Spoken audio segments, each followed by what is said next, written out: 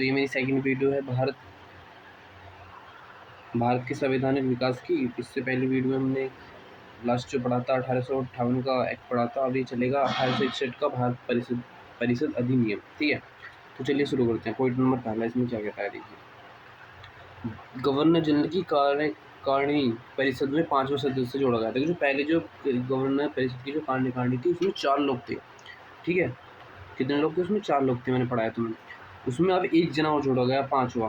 ठीक है, second point, विभागीय प्रणाली मंत्रिमंडलीय व्यवस्था पोर्टफोलियो सिस्टम की शुरुआत की। ये बताइए, देखिए पोर्टफोलियो सिस्टम यानी मंत्रिमंडलीय व्यवस्था क्या होती है। जो इन्होंने जितने भी विभाग थे ना उनको बांट दिया, जैसे वित्त मंत्रालय होगा, रेल मंत्रालय होगा और सुरक्षा, मतलब सबको अलग अलग, सबके नेता सबको अलग अलग मंत्रालय बांट दिया, सबके एक अलग अलग नेता बना दिए, सबको अलग अलग देखेंगे। ठीक है, पहले एक देखता था, उनको सबको अलग अलग बांट दिया। ऐसे ही पोर्टफोलियो प्रणाली कहते हैं। ठीक है, यहाँ इसकी जो शुरुआत की थी वो 1861 के अधिनियम से की गई थी। तीसरा पॉइंट, वायसराय को पहली बार अध्यादेश जारी करने की शक्ति प्रदान की गई। ठीक है, पॉइंट नंबर चौथा, मुंबई व मद्रास प्रेसिडेंसी को पूर्ण विधायी शक्ति प्रदान कर दी गई। ठीक है, भारत को विकेंद्रीकरण की शुरुआत की, भारत की विकेंद्रीकरण की शुरुआत की गई। देखिए, जो मुंबई और मद्रास से उनसे उनकी जो शक्तियाँ थी वो छीन ली गई थी, पर वो उन्हें वापस कर दी गई। यहाँ से भारत की विकेंद्रीकरण की शुरुआत की गई, विकेंद्रीकरण। ठीक है, 1773 के रेगुलेटरी एक्ट में केंद्रीकरण की शुरुआत की गई थी। यहाँ तो विकेंद्रीकरण की जो मतलब कि जो हमारे जो मुंबई और मद्रास थे उनको भी शक्ति दी गई। जो केंद्रीकरण जो मेन था इनका, जैसे आज के हमारे भारत में जैसे राज्य हैं और क्या कहते हैं, इनका जो मेन प्रधानमंत्री रहता है उसे केंद्रीकरण ही है। मतलब आज भी हमारे देश में एक संघवादी सरकार है, अर्ध संघवाद सरकार है। ठीक है, उसे विकेंद्रीकरण और केंद्रीकरण दोनों। ठीक है, नेक्स्ट पॉइंट, कानून बनाने की प्रक्रिया में भारतीय प्रतिनिधित्व को शामिल करने की शुरुआत हुई। जो कानून बनाने की प्रक्रिया चल रही थी, जो ये बना रहे थे, उसमें भारतीयों को प्रतिनिधि बनाने की जो शामिल करने की शुरुआत की गई थी। ठीक है, कार्यकारी परिषद में अतिरिक्त सदस्यों की संख्या बढ़ाई गई। 3 ये सदस्य कुलीन भारतीय होते थे, परंतु ये अनिवार्य नहीं था। मतलब देखिए, जो इनकी जो कार्यकारिणी थी उनमें सदस्यों की संख्या बढ़ाई गई, उसमें जो न्यूनतम जो संख्या रखी गई वो 6 और अधिकतम रखी गई 12। मतलब कहा कि इनमें आधे भारतीय होंगे, पूरे नहीं होंगे। ठीक है, 1862 में लॉर्ड कैनिंग ने 3 भारतीयों को बनारस के राजा जो इसमें शामिल किए गए थे, जैसे 6 सदस्य थे, तो इसमें जो 3 जोड़े गए थे कैनिंग ने जोड़े थे, तो वायसराय था लॉर्ड कैनिंग। 1862 में जो तो भारत में जो बनारस है उसके राजा थे पटियाला के महाराजा और सर दिनकर राव विधान परिषद के, जो इन्हें मनोनीत किया गया था। ठीक है, 1892 का भारत परिषद अधिनियम। ठीक है, 1892 भारत परिषद अधिनियम। वायसराय की कार्यकारी परिषद में एक सदस्य को और बढ़ा दिया गया। जो वायसराय की कार्यकारिणी थी, जो 6 थे, 5 थे, उनमें एक और बढ़ा दिया गया, 6 कर दिए गए। ठीक है, अतिरिक्त सदस्यों की संख्या भी बढ़ा दी गई। जो और सदस्य थे, जैसे यहाँ पे ये जो 6 से लेकर 12 थे, उनमें भी यहाँ भी 10 से 16 कर दिया, इनमें भी सदस्यों की संख्या बढ़ा दी। अतिरिक्त सदस्यों का अप्रत्यक्ष निर्वाचन व्यापार बोर्ड और इसके सदस्यों नगर निगम तथा सीनेट करा जाना था। देखिए, जो इनमें सदस्य चुने जाते थे उनमें कोई आम आदमी वोट नहीं डाल सकता था। जो बड़े बोर्ड के अध्यक्ष थे, जो टैक्स भरते थे, जो बड़े बड़े व्यापारी पर, उन्हें ही इसमें निर्वाचन, जो लोग चुने जाते थे उन्हें ही वोट डालने का अधिकार था। ठीक है, अतिरिक्त सदस्यों को प्रश्न पूछने का अधिकार दिया गया। ये बजट पर बहस करते थे। मतलब जो सदस्य चुने जाते थे इन्हें जो है बजट पर बहस करने का, मतलब प्रश्न पूछने का अधिकार भी दे दिया गया है कि हाँ तुम पूछ सकते हो। ठीक है, अब हमारा अधिनियम आता है 1909 का भारत परिषद अधिनियम। इस अधिनियम में मार्लोमेंटो सुधार भी, इस नियम को मार्लोमेंटो सुधार के नाम से जानते हैं। इस 1919 के अधिनियम को मार्लोमेंटो के सुधार के नाम से भी जानते हैं। उस समय लॉर्ड मॉर्ले इंग्लैंड में भारत सचिव और लॉर्ड मिंटो भारत के वायसराय थे। देखिए, उस टाइम जो है ना, जो लॉर्ड मार्ले थे, मार्ले मिंटो, वो भारत के सचिव, और जो लॉर्ड मिंटो थे भारत के वाइसराय थे। ठीक है। इस अधिनियम के द्वारा भारत में पहली बार जाति, धर्म, भाषा के आधार पर अलग निर्वाचन क्षेत्र में सुनिश्चित किए गए। अर्थात इस अधिनियम द्वारा सांप्रदायिक निर्वाचन प्रणाली या पृथक निर्वाचन प्रणाली की शुरुआत की गई। ठीक है। इस अधिनियम में जो है ना, जो जाति के थे, मतलब कि सब अपनी अपनी जाति के को ही वोट डालते थे। जैसे कि मुस्लिम को मुस्लिम ही वोट डालेगा, उसकी जाति के आधार पर ही वोट डालने का अधिकार दिया गया। ठीक है। सबसे पहले इस प्रणाली की शुरुआत मुसलमानों को शामिल किया गया, अर्थात मुस्लिम सदस्यों को चुनाव मुस्लिम मतदाता ही कर सकते हैं। देखिए, जिसका अधिकार दिया गया ना वोट डालने का, वो पहले मुस्लिम को ही दिया गया कि मुस्लिम ही मुस्लिम को वोट डाल के निर्वाचित सदस्य बना सकते हैं, निर्वाचित करके। ठीक है। आगे बताऊंगा, आगे सबको दे देते हैं अधिकारी। लॉर्ड मिंटो को भारतीय सांप्रदायिकता का जनक कहा जाता है। लॉर्ड जो मिंटो उन्हें भारतीय सांप्रदायिकता का जनक भी कहा जाता है। भारतीय नेता गोपाल कृष्ण गोखले की सिफारिश को इस अधिनियम को में जगह दी गई।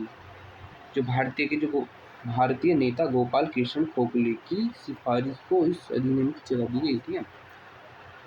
अतिरिक्त सदस्यों को विधायी परिषद में प्रश्न पूछने के अधिकार दिया गया। जो भी अतिरिक्त सदस्य थे उन्हें भी प्रश्न पूछने का अधिकार दे दिया गया। भारतीयों को वायसराय की कार्यकारी जो परिषद के एक साथ एसोसिएशन भारत बनाने का प्रावधान किया गया। सत्येंद्र नाथ सिन्हा वायसराय की कार्यकारी के प्रथम भारतीय सदस्य बने। जो मेन जो कार्यकारी जो पूरे मतलब परमानेंट थे, उनमें से एक भारत को एक एसोसिएशन बनाने का वो दे दिया इन्हें अधिकार। जो पहले बने थे वो सत्येंद्र नाथ सिन्हा वायसराय की पहली कार्यकारी परिषद का एक सदस्य बना। ठीक है। नेक्स्ट अधिनियम जो चलता है हमारा 1919 का भारत शासन अधिनियम। देखिए, यहाँ पे जो चल रहा है ना, ये अंग्रेजों को चल रहा है। ये अपनी जो राज करने के लिए नए नए वो लेकर आए अधिनियम, मतलब सुधार कर रहे हैं अपनी ओर में। देखिए इस अधिनियम में क्या है। इस अधिनियम के द्वारा सांप्रदायिक निर्वाचन प्रणाली का विस्तार करके सिखों, भारतीय, ईसाइयों को अलग अलग और यूरोपियों को इनमें शामिल किया गया। देखिए क्या कह रहा, देखिए द्वारा चलते हैं। इस अधिनियम के द्वारा सांप्रदायिक निर्वाचन प्रणाली का विस्तार करके सिखों, भारतीय, मतलब जो पहले वहाँ मुसलमानों को दिया गया था ना, अब यहाँ पे सबको, देखिए किस किस को दिया गया, भारतीय, ईसाइयों को, मतलब कि जो यूरोपीय सबके, मतलब उन्हें अधिकार दे दिया गया निर्वाचन करने का। ठीक है। निर्वाचन प्रणाली का विस्तार करके सिखों, अलग भारतीय और यूरोपियों को इसमें शामिल किया गया, तो इसमें शामिल कर लिया गया। ये 1919 का अधिनियम है ना, इसे मॉन्टेग्यू चेम्सफोर्ड सुधार के नाम से भी जानते हैं। ठीक है। महिला को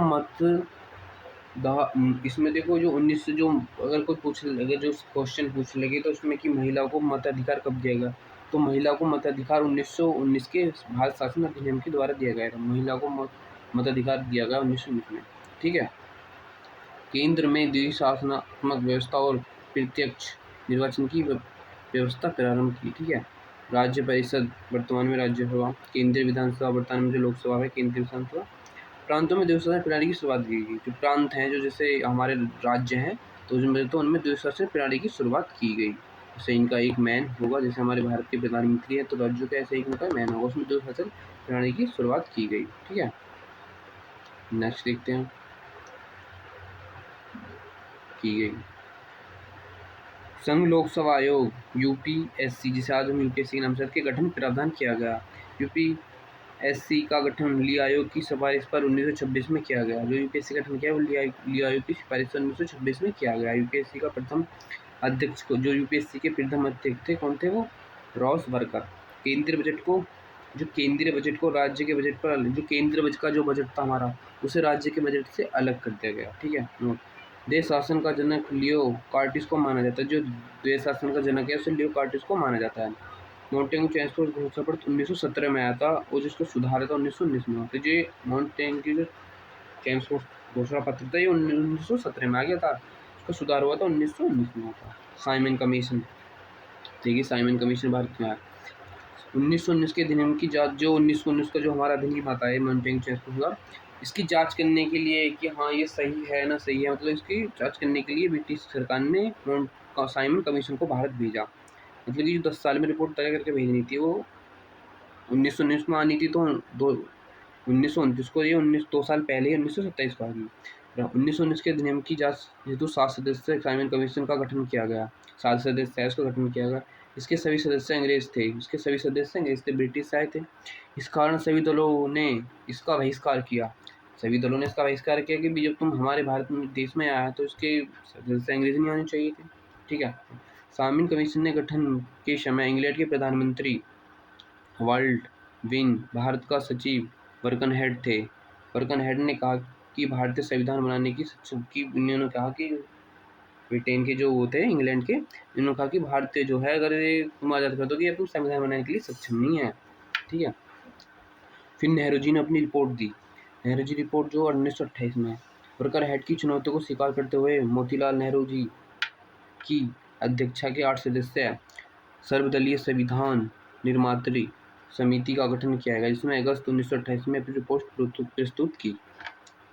नेहरू जी ने रिपोर्ट में असंतुष्ट होकर मोहम्मद अली जिन्ना, जो मुसलमानों के लीडर थे, जो मुस्लिम लीग थे, उनके लीडर थे, मोहम्मद जिन्ना ने, ये तो नेहरू जी ने करी है, जो नेहरू जी से असंतुष्ट होकर कि नहीं, नेहरू जी तो हमारे बारे में कुछ बोल नहीं, जो नेहरू जी ने अपनी रिपोर्ट स्वीकार करी है, तो जो बोले मुस्लिम लीग के जो हेड थे, कहा कि नहीं, हम भी अपनी रिपोर्ट करेंगे, इसमें तो हमारे बारे में कुछ बात नहीं की। तो उन्होंने अपनी रिपोर्ट 1929 में अपनी रिपोर्ट 14 मांगे प्रस्तुत की। इन्होंने अपनी 14 मांगे प्रस्तुत की, जिन्हें जिन्ना का 14 सूत्रीय फॉर्मूला कहा जाता है। ठीक है। नेक्स्ट देखते हैं, साइमन कमीशन ने प्रस्तावों पर विचार किया। जो साइमन कमीशन, जो इन्होंने नेहरू जी ने साइमन कमीशन की रिपोर्ट जो आई थी, उससे असंतुष्ट होकर अपनी रिपोर्ट दी, फिर जिन्ना ने दी। साइमन कमीशन ने इनके प्रस्तावों पर विचार किया। 3 गोलमेज सम्मेलन हुए, जो 3 गोलमेज सम्मेलन हुए। ठीक है। इनकी जो उन्होंने रिपोर्ट दी थी अपनी जो एक तो साइमन कमीशन की रिपोर्ट थी, और एक थी जिन्ना की रिपोर्ट, और नेहरू जी की रिपोर्ट। इनकी तीनों की रिपोर्ट पर गोलमेज सम्मेलन सबने इन पे अपनी अपनी प्रस्तुति रखी। ठीक है। सांप्रदायिक अवार्ड या कम्युनल अवार्ड, ब्रिटेन के प्रधानमंत्री रैमजे मैकडोनाल्ड ने अगस्त 1932 में पृथक निर्वाचन व्यवस्था को दलों के लिए विस्तृत किया।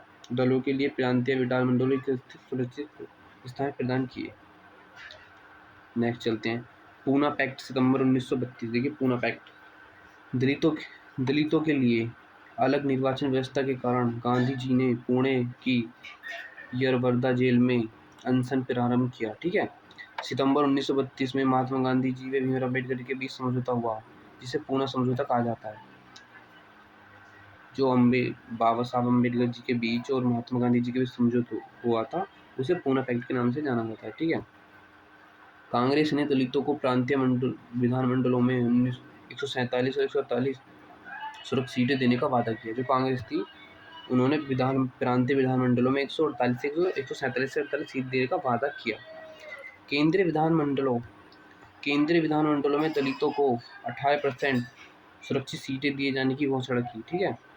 तो केंद्रीय विधानमंडल थे, उसमें 18% सुरक्षित सीट देने का वादा घोषणा कर दी। भारत सरकार अधिनियम 1935। ठीक है। यह अधिनियम साइमन कमीशन की सिफारिश पर बनाया गया था। जो साइमन कमीशन था, उसकी सिफारिश पर यह अधिनियम बनाया गया था। ठीक है। इस अधिनियम में अनुच्छेद 321(10) जो ये अधिनियम बना था, इसमें देखिए 321 अनुच्छेद थे, 10 अनुसूचित थी और 14 भाग थे। वर्तमान भारतीय संविधान में इस अधिनियम में लगभग 60%, जो वर्तमान हमारा जो संविधान चल रहा है, इसमें से इतने कम से कम 60% यहीं से लिया गया है। ठीक है, भाग लिया गया है। तो इसे लघु संविधान यानी मिनी संविधान भी कहते हैं। इसे लघु का मतलब छोटा संविधान भी कहते हैं। ठीक है, कहते हैं। पहली बार अखिल भारतीय संघ की स्थापना के प्रयास किए गए। पहली बार अखिल भारतीय संघ की स्थापना के प्रयास किए। यह 11 ब्रिटिश प्रांतों में 4 चीफ कमिश्नर क्षेत्रों एवं 23 रियासतें मिलकर बनना था, परंतु रियासतें ने इनकार कर दिया। देखिए, मतलब जो संघ क्या है, जो हमारे भारत में जो प्रांत थे छोटे छोटे, उन्होंने तो कहते हैं कि हम मिलने के लिए शामिल है।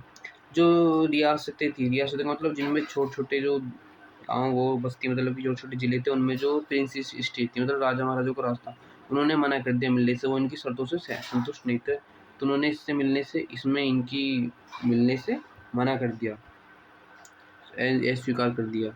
वो इनकी शर्तों से संतुष्ट नहीं थे, तो प्रांतों में देश शासन सौंप कर उन्हें स्वायत्त कर दी गई। ठीक है, केंद्र में देश शासन की शुरुआत की गई।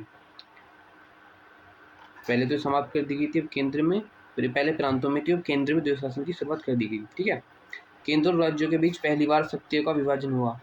केंद्र और राज्यों में पहली बार शक्तियों का विभाजन हुआ। ठीक है, संघ सूची 14 विषय केंद्र, मतलब कि बांट दी गई। जो संघ में जो आएंगे, जो संघ राज्य जो केंद्र सूची देखी उसमें 59 विषय रखे गए। जो राज्य सूची पे राज्य स्तर पे थे उसमें 54 विषय रखे गए।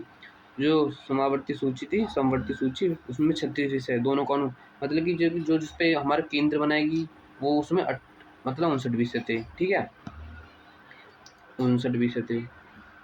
और जो राज्य स्तर पे थे उनमें 54 विषय रखेगी कि इन 54 विषय पे जो हमारी राज्य सरकार है वो नियम कानून बना सकती है। जो इन दोनों के बाहर थे उन पे ये जो इन दोनों के अंदर नहीं रखे गए तो उन पे दोनों मिलकर कानून बनाएंगे। उसी सत्य वाइस और जिनमें मेन सत्य दी गई थी वो दी गई थी वायसराय को। किन पे निर्णय को लेगा? वायसराय लेगा, पर दोनों कानून बनाएंगे तो निर्णय को लेगा वायसराय देगा। सांप्रदायिक निर्वाचन प्रणाली का अधिकार और विस्तार करके इसमें महिला दलित और जातियों, देखिए दोबारा दिखते हैं। सांप्रदायिक निर्वाचन प्रणाली का और अधिक विस्तार करके इसमें महिलाओं, दलितों, जातियों और मजदूर वर्ग को भी शामिल किया गया। देखिए इसमें सबको शामिल कर लिया गया। ठीक है, नेक्स्ट, भारत शासन अधिनियम 1858 द्वारा स्थापित भारत परिषद को, जो 1858 में भारत शासन अधिनियम में जो भारत परिषद को मतलब जो आया था उसे समाप्त कर दिया गया। जो भारत परिषद की स्थापना हुई थी उसे समाप्त कर दिया गया। भारत में मुद्रा नियंत्रण एवं साख विस्तार हेतु 1 अप्रैल 1935 को भारतीय रिजर्व की स्थापना की। जो भारतीय रिजर्व बैंक है उसकी स्थापना हुई 1 अप्रैल 1935 की। मुद्रा महंगाई को, सब चीज को कंट्रोल करने के लिए एक बैंक की स्थापना की गई। भारतीय रिजर्व बैंक 1935 में की गई। संघीय न्यायालय की, यहाँ संघीय न्यायालय की स्थापना भी की गई 1937 में। संघीय न्यायालय की स्थापना की। बर्मा को भारत से अलग कर दिया गया। जो बर्मा था उसको भारत से अलग कर देगा 1937 में। नोट